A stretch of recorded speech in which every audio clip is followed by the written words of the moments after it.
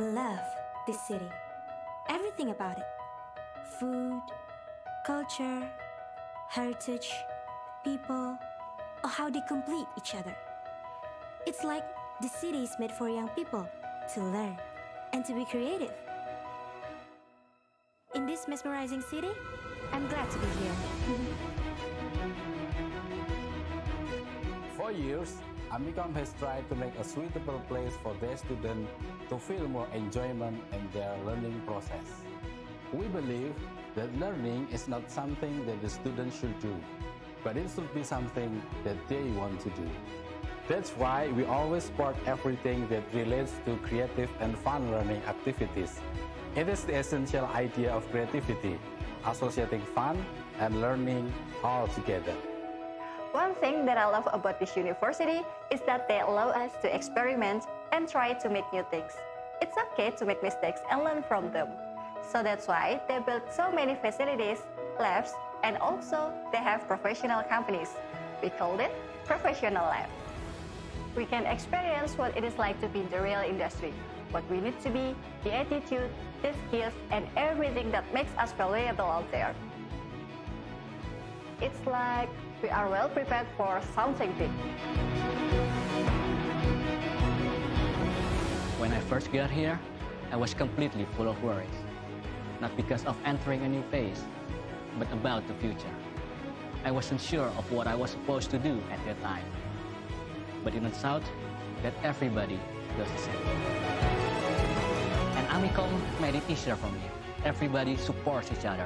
The lecturers, staffs, employees, and all of my friends, they are so lovely. We have sport activities and great facilities. The cafeteria is clean and neat, and the foods, they are delicious.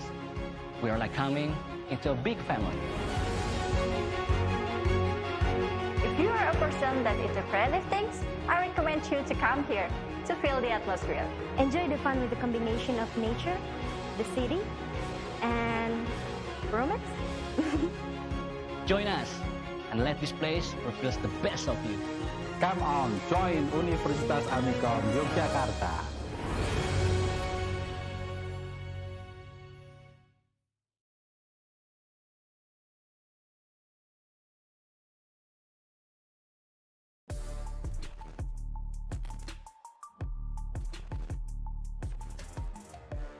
Welcome to podcast Amikom Jogja.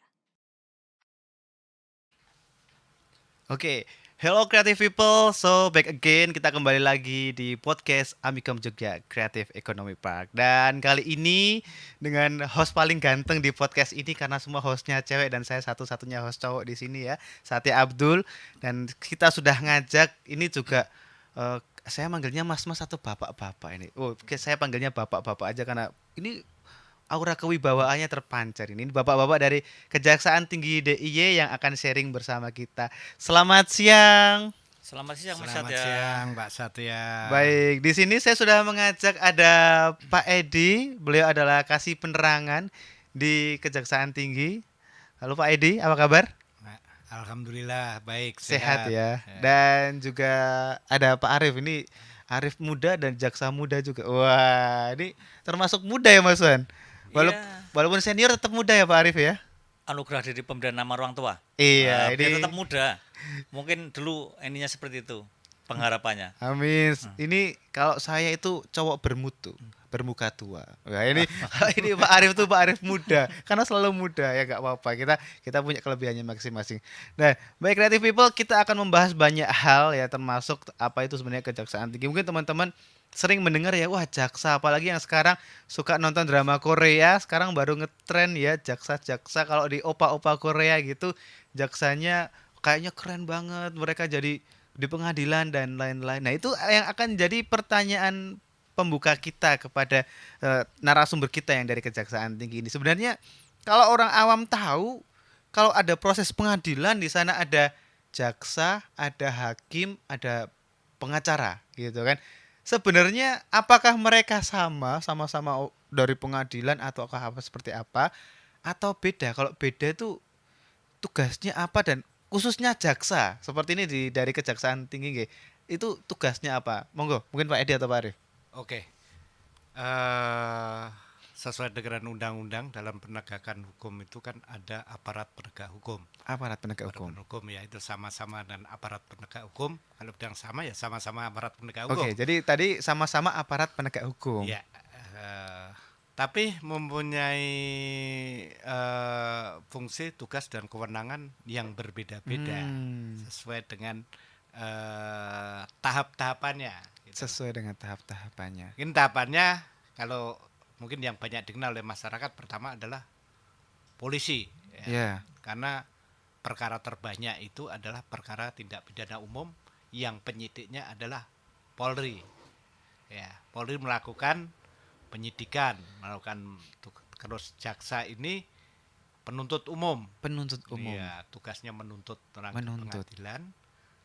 Kemudian hakim itu yang memeriksa dan mengadili perkaranya. Ya. Baik. Kalau tadi ada disebut penasihat hukum, itu mereka yang bertugas untuk mendampingi terdakwa. Disebut penasihat hukum sesuai Penasehat KUHAP. hukum.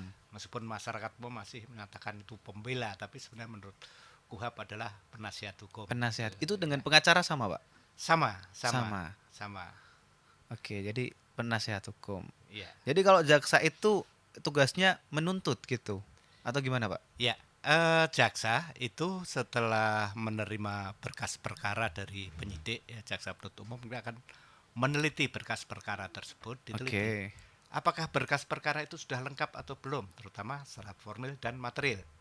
Kalau belum lengkap, maka akan dikembalikan lagi kepada penyidik untuk dilengkapi. Oke. Ya, kalau sudah lengkap, kemudian diterima jaksa akan membuat surat dakwaan. Oke. Nah, surat dakwaan itu kemudian dibawa ke pengadilan. Nah, di pengadilan adalah tugas jaksa yang paling utama adalah membuktikan surat dakwaan tersebut.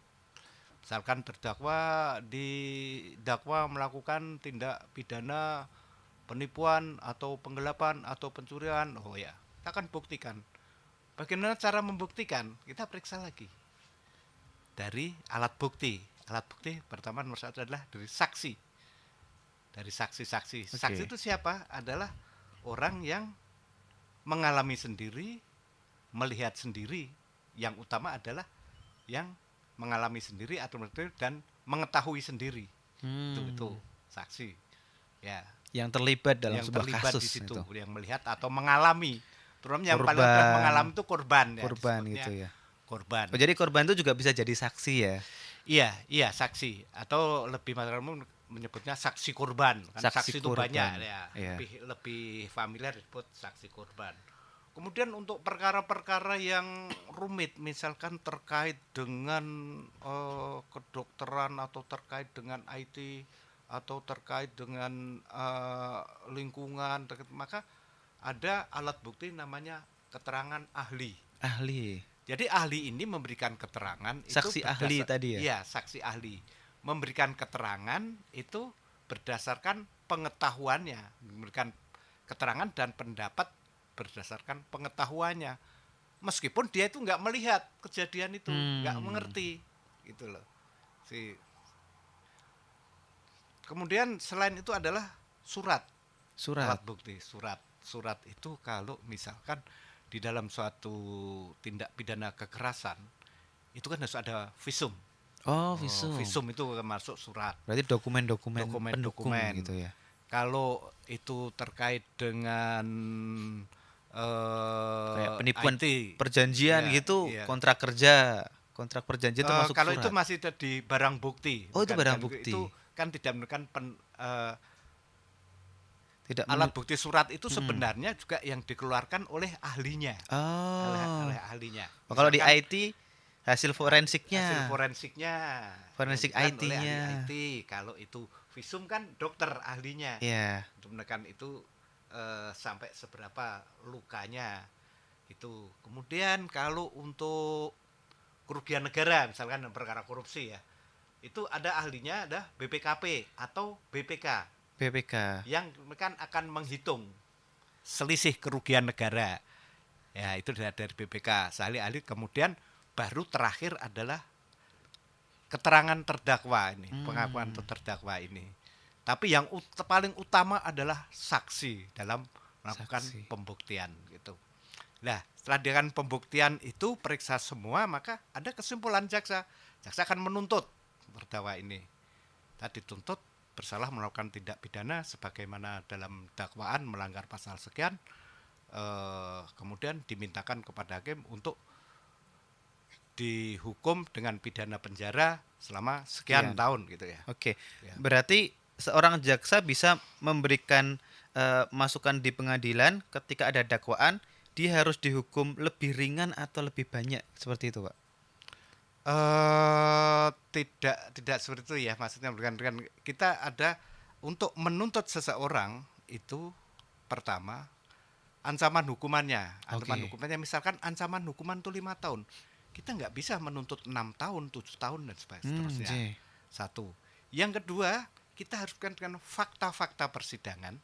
Makanya sebelum kita menuntut itu ada diktumnya, mesti dicantumkan hal-hal yang meringankan dan hal-hal yang memberatkan. Oke. Setelah itu analisa fakta hukumnya sudah, analisis Analisis hukumnya sudah yuridis dilakukan. sudah semua, maka kita sudah menyatakan itu terbukti dan harus dihukum. Tapi mau dihukum berapa? Oke. Nah, itu ada pertimbangan hal-hal yang meringankan dan hal-hal yang memberatkan. Baru kita mau memutus, baru kita akan menuntut lama waktu pidana penjara.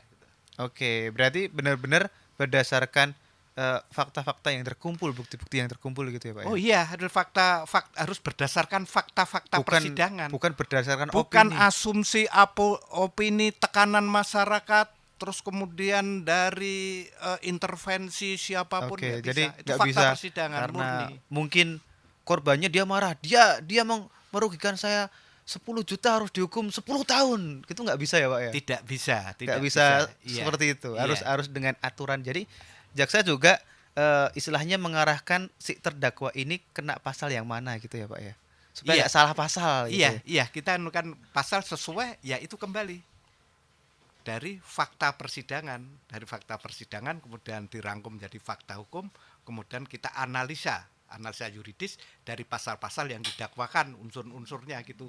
Baru setelah itu, dinyatakan melanggar pasal sekian, ancaman hukumannya sekian. Berarti kita harus tidak boleh melebihi itu. Kemudian kalau tidak melebihi itu mau di berapa ini? Ya kita lihat lagi di hal-hal yang meringankan dan hal-hal yang memberatkan gitu. Baik, ya kalau di anak muda itu beberapa sempat kayaknya kasus yang muncul tuh kayak contohnya gini, Pak. Mungkin ada kita customer nih, Pak ya. Kita pengguna barang nih, kemudian kita nge-review sebuah barang itu kita nggak puas dengan sebuah barang. Kemudian kita ngasih sebuah review jelek, itu malah ada beberapa yang kena lapor balik gitu. Itu gimana itu, Pak? Mungkin Pak Arif bisa menambahkan tuh. Kayak mungkin bad review. Itu kan kita customer boleh dong ya bad review. Terhadap satu produk Atau brand gitu Brand ya. gitu Saya ya. tuh wah brandnya jelek nih gitu. Si A nih dipakai nggak enak gitu kan. Tapi malah kena pencemaran nama baik atau apalah itu gimana, Pak? Nah, inilah memang yang menjadi dilema bagi penegak hukum pun seperti itu. Secara yuridisnya ada undang-undang yang mengatur tentang itu tadi pencemaran nama baik. Iya. Nah, makanya ketika kita mau menggunakan media sosial, kita harus berpikir yang bijak. Ketika memang kita nggak puas dengan suatu pelayanan, nah ketika kita mereview, kita komplain, itu kita sarankan jangan melalui media yang publik, yang orang lain bisa melihat. Oke. Kita solusinya itu bisa melalui personal.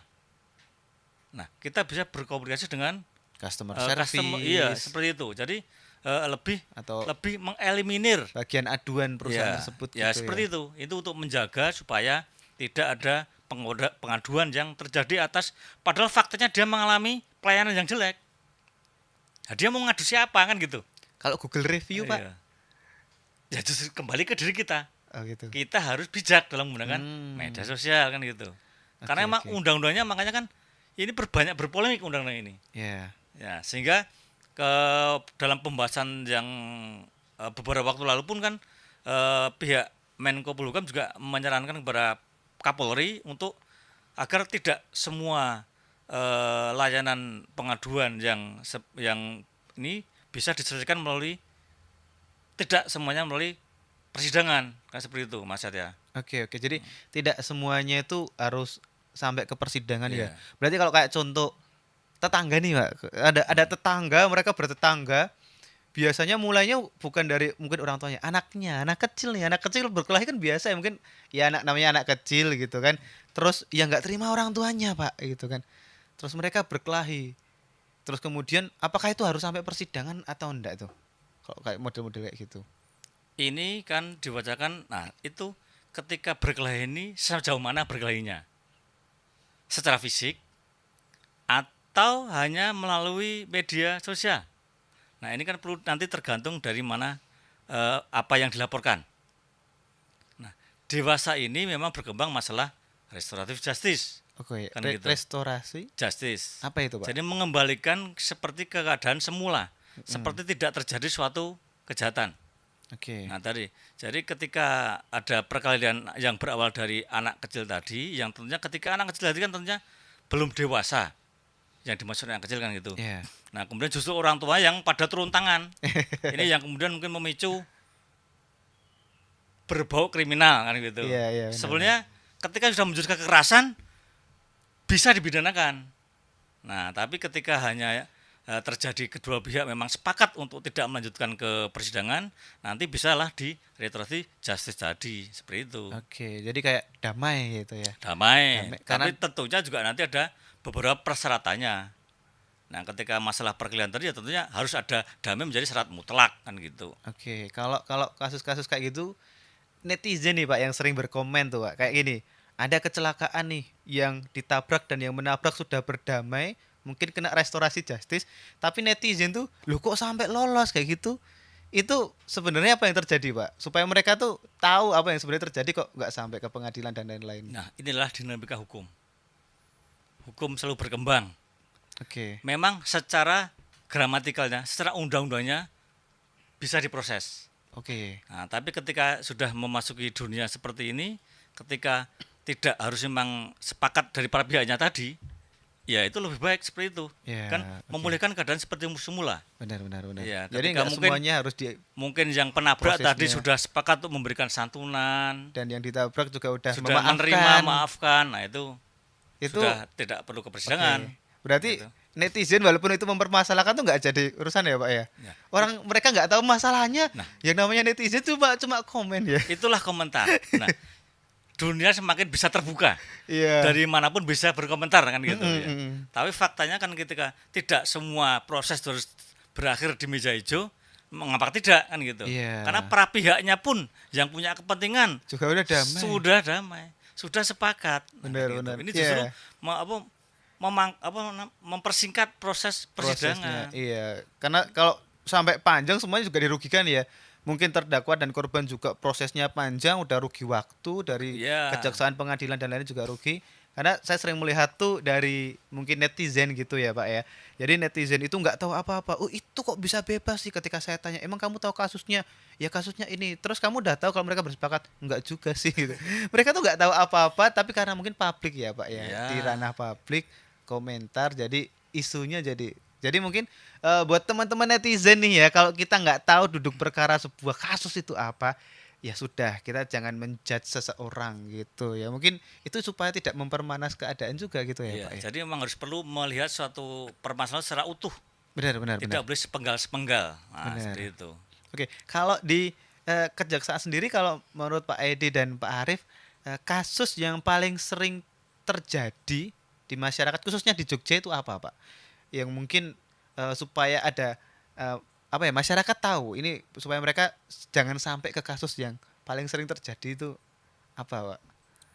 Kalau sepanjang yang kita alami, narkotika paling banyak. Narkotika. Narkotika Banyak, cukup banyak. banyak narkotika di Jogja, apalagi kita juga kota pelajar. Oke. Dan kemudian juga banyak juga pelakunya itu ya mahasiswa, dalam tanda kutip mahasiswa, Oke. dan juga perantau. Nah ini yang karena memang mereka terlalu lebih leluasa, Lebih leluasa. lebih tidak tidak terawasi terkontrol, oleh tidak orang terawasi tua. oleh orang tua. Nah, Benar, seperti benar, itu, benar, ya. benar. Kita dari pendatang. Ketika sudah salah pergaulan, ini bisa Wah. memicu seperti ini. Oke, berarti mungkin buat creative people, mungkin Bapak Ibu di sana ya, orang tua wali, mahasiswa Amikom, tetap walaupun anaknya merantau ke Jogja, tetap ada pengawasan ya. Komunikasi cukup penting ya dengan mungkin Kunci anaknya. utama. Kunci utamanya adalah komunikasi. Jangan sampai anak kita itu nanti terjerat kasus-kasus seperti itu karena cukup banyak dan cukup riskan, godaannya cukup banyak di sana. Kalau ada yang model-model ini didakwa, ini rehabilitasi, itu batasannya seperti apa, Pak? Kalau mungkin kasus-kasus seperti itu. Memang konsentrasi sekarang ini adalah ketika terhadap penyalahgunaan narkotika ini adalah rehabilitasi. Iya. Dan memang diutamakan kepada mahasiswa. Tapi utamanya yang tadi pengguna, pecandu. Nah, Oke. seperti itu. Korban dari peredaran narkotika. Benar kan. Jadi dia bukan sebagai pengedar. Oke. Nah, Tapi kalau dia sudah sampai, wah, supaya aku bisa beli barang ini tak jadi reseller lah.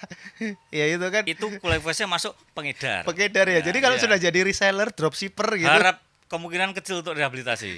Oh gitu. Iya. Jadi kadang-kadang lumayan nih gitu ya. Saya dropshipper deh gitu kan.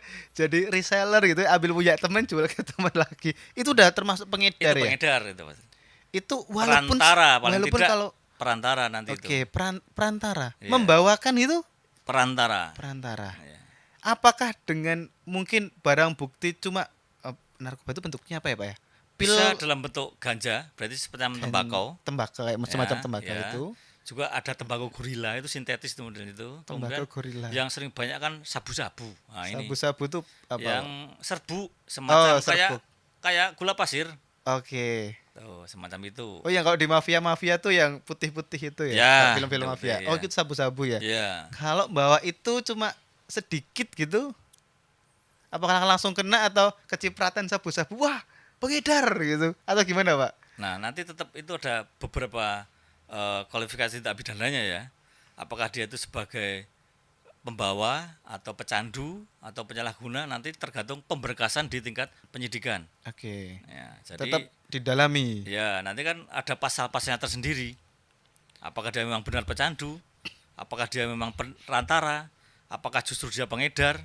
Apakah justru dia bandarnya? Oke. Nah, ini ada aturannya tersendiri untuk pendalaman. Baik. Berarti kalau kasus di mana dia korban nih, Pak, dia korban, apa yang harus dia lakukan? Dia nggak sengaja masuk ke circle itu, orang tuanya tahu. Apa yang harus orang tua lakukan, Pak? Kalau mungkin orang tua dari creative people nih tahu anaknya ada yang sampai terjerumus. Posisi dia masih pengguna. Apa harus langsung dilaporkan atau seperti apa supaya tidak jadi pidana atau sampai ke Tetap pidana? dilaporkan, tapi nanti akan melakukan rehabilitasi. Oh, itu bisa ya. Jadi Bisa. secara aktif Iya. kita, ini anakku kena, Karena yang itu nggak kena, aktif- Pak. nah, Berarti enggak, kalau iya, ini harus anakku pakai narkoba itu nggak ditangkap ya? Ya, nanti jalannya rehabilitasi nanti. Oke, rehabilitasi. Oke. Mungkin kasus yang lain yang mungkin cukup lucu menurut dari kejaksaan itu apa, Pak? Ada nggak yang sebenarnya nggak usah sampai kejaksaan, kasus ini sebenarnya nggak usah ada gitu, tapi juga cukup ada di kejaksaan, ada nggak, Pak? Kasus-kasus yang restorasi justice aja lah gitu. Kemungkinan tapi belum masih berproses ini ya. Iya. Tapi kemarin yang berproses itu masih dalam persetujuan apakah ini nanti disetujui oleh pimpinan atau tidak.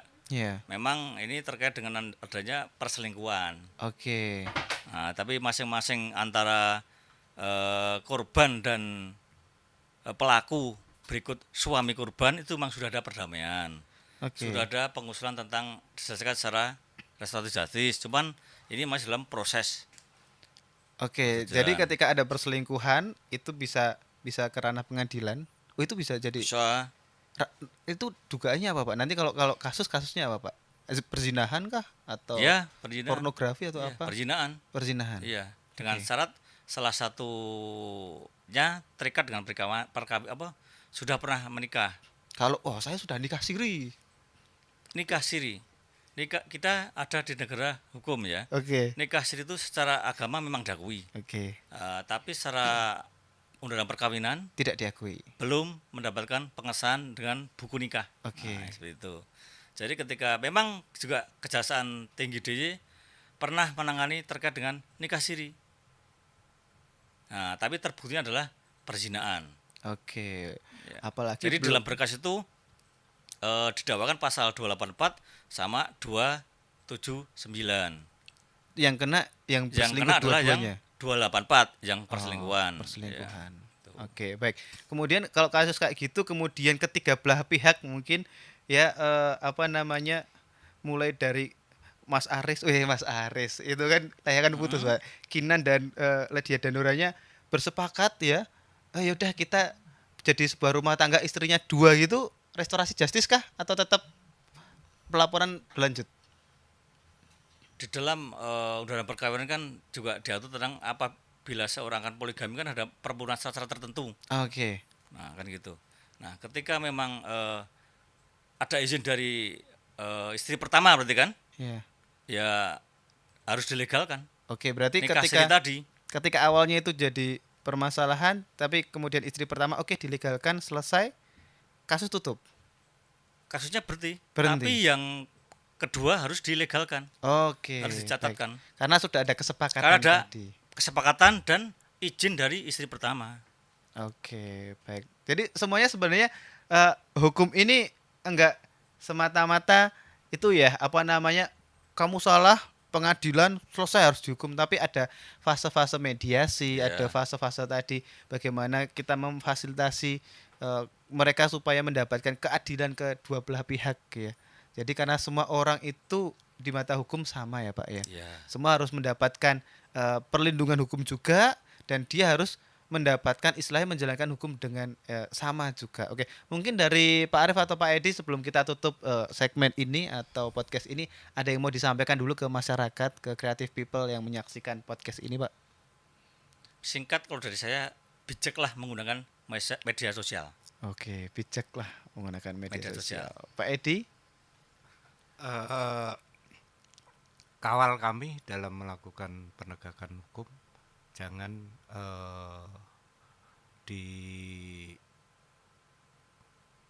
jangan dibumbui atau jangan dimasukin terkait dengan independen dan kemandirian kami. Artinya jangan ada pemberian apapun kepada jaksa bagi orang yang sedang berperkara, karena itu akan menimbulkan masalah pidana baru. Terima kasih. Oke, jangan memberikan apapun kepada jaksa yang baru berproses tuh. Dari Kejaksaan Tinggi saja sudah mewanti-wanti ya. Jangan melakukan apapun hanya untuk didukung jaksa, karena beliau-beliau juga nggak mau ya. Kita bantu mereka untuk menjalankan tugasnya, dan mari kita bersama-sama ya. Kalau zaman dahulu teman-teman ya, creative people ya, mungkin dosa itu nggak bisa hilang ya, tercatat oleh malaikat. Kalau sekarang nggak cuma dosa, jejak digital Anda juga tidak bisa hilang. Maka bijaklah bersosial media, bijaklah menggunakan teknologi, dan mari sama-sama menegakkan hukum di Indonesia. Sampai jumpa lagi di podcast Amikom Jogja berikutnya. See you. Assalamualaikum warahmatullahi wabarakatuh. Sampai jumpa. 20 menitan Mas ya.